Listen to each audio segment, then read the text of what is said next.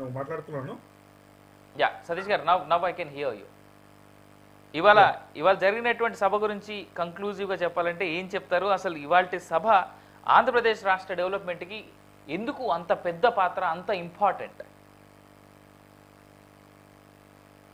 డెఫినెట్గా గత 5 సంవత్సరాలు ఒక అరాచకం అయితే జరిగిందండి. అమరావతి రాజధాని కింద ఉండాలా లేదా అనేది తర్వాత విషయం. కానీ అంతకు ముందు ఉన్న ప్రభుత్వం రైతుల దగ్గర నుంచి మేము రాజధానిని కడతాము అని చెప్పేసి వాళ్ళ రైతులందరూ కూడా స్వచ్ఛందంగా ఇవ్వడం, అయితే మన ప్రజల సొమ్ము ఎంతో కొంత అక్కడ పెట్టుబడి పెట్టి కొంచెం డెవలప్ చేయడం, కేంద్ర ప్రభుత్వం కూడా కొంచెం ఫండ్స్ ఇవ్వడం కూడా జరిగింది. అలాంటిది 5 సంవత్సరాలు ఒక చిన్న కంకర పెట్టి కూడా కదలకుండా వీళ్ళు 5 సంవత్సరాల పాటు రాజధాని ఏది అంటే చెప్పలేని పరిస్థితుల్లో మనల్ని నెట్టి పూర్తిగా అంధకారంలో నెట్టే పరిస్థితి అయితే జరిగింది. మనం ఎన్ని ఆపర్చునిటీస్ గత 5 సంవత్సరాలు వదులుకున్నాం అన్నది చాలా చాలా చూసాం.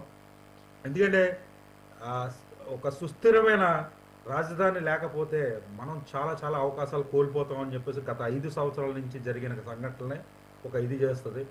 డెఫినెట్గా పవన్ కళ్యాణ్ గారు ఒక అభివృద్ధి గురించి ఆయన కూటమి కట్టిన కాడి నుంచి కూడా మన కేంద్ర ప్రభుత్వం మన ఆంధ్రప్రదేశ్ మీద అభిమానం చూపించడం, అదేవిధంగా పదే పదే పెద్ద పెద్ద ప్రాజెక్టులన్నీ కూడా మనకు ఇవ్వడం, సుమారు 49,000 కోట్ల రూపాయలు రాజధాని అభివృద్ధికి ఇచ్చారంటే దానికి మన మన భవిష్యత్తు ఎలా ఉంటుందన్నది మనం చూసుకోవచ్చు.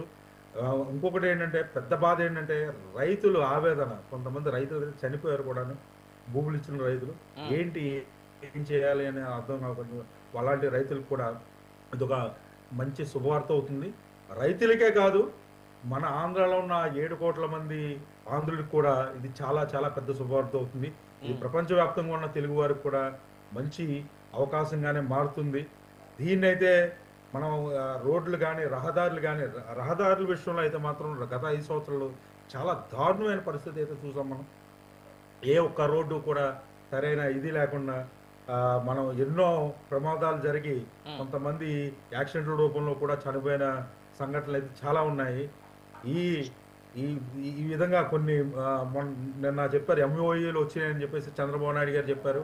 ఐటీ కంపెనీలు ఎంఓఈలు చేసుకోవడం కూడా, ఐబిఎం, మన ఎల్ఎన్టీ ఇలాంటి కంపెనీలు, పెద్ద పెద్ద కంపెనీలు కూడా ఎంఓఈలు చేసుకోవడం అనేది చాలా చాలా శుభపరిణామం. ఇది ఒక 10-20 సంవత్సరాల్లో మళ్ళీ మన ఆంధ్రప్రదేశ్ మన దేశంలోనే ప్రప్రథమ స్థానం పొందుతుందని చెప్పేసి చాలా గర్వంగాను చాలా కాన్ఫిడెంట్గాను జనాలందరూ చెప్పుకోవడం చాలా గొప్ప పరిణామం. అదేవిధంగా మొన్నటి వరకు చూసాం పంచాయతీరాజు అలాంటి 24వ స్థానంలో ఉండేది గత ప్రభుత్వంలో, ఇప్పుడు 2వ స్థానానికి ఎందుకో వచ్చింది. చాలా శుభపరిణామం.